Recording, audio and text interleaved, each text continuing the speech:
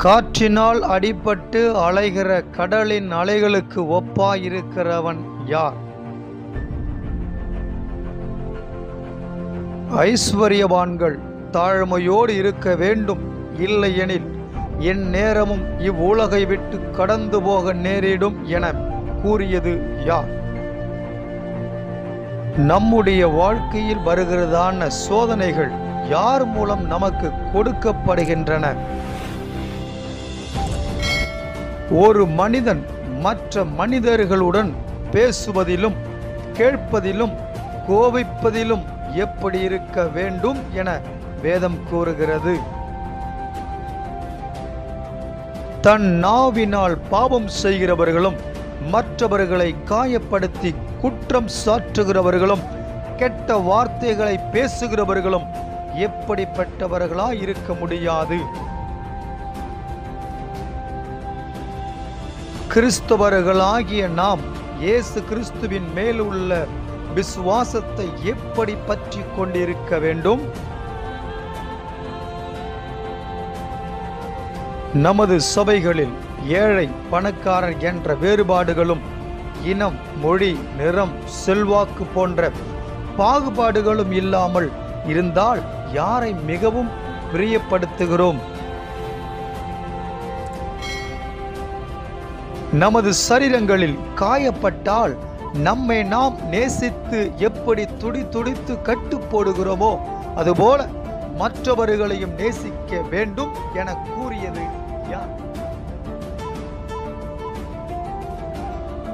நாம் ஏழை எளிய ஜனங்கள் மீது இரக்கப்பட்டு உதவி செய்தால் நமக்கு யார் மூலம் எங்கே இரக்கமேன்மை பாராட்டப்படும் என வேதம் கூறுகிறது.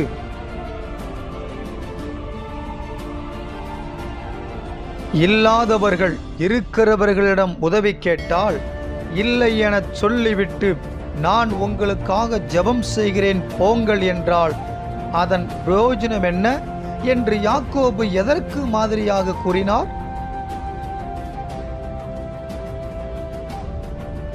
நம்முடைய சரீரத்தில் சிறிய அவயவமாயிருந்தும் முழு சரீரத்தையும் கரைப்படுத்துகிற நாவை பற்றிய காரியங்கள் மட்டும் கூறும் அதிகாரம் எது?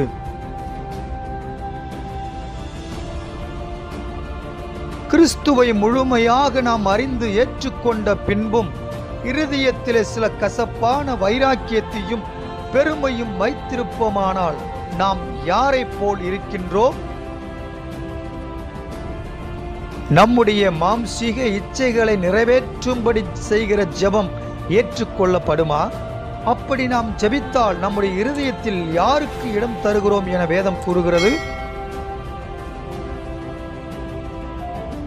கிறிஸ்தவர்களாகிய நாம் மற்றவருக்கு நன்மை செய்ய அறிந்தவனாயிருந்தும் அதை செய்யாமற்று போனால் அது நமக்கு என்னவாகும் என வேதம் கூறுகிறது.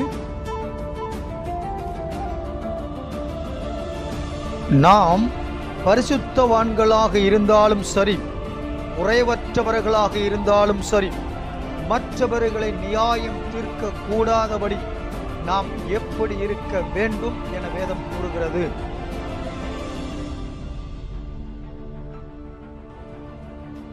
கிறிஸ்தவர்களாகிய நாம் கர்த்தர் மேலேயோ அல்லது நம் குடும்பத்தார் மேலேயோ சத்தியம் பண்ணலாமா? பண்ணக்கூடாதா? இதை குறித்து வேதம் நமக்கு கற்றுத் தருவது என்ன?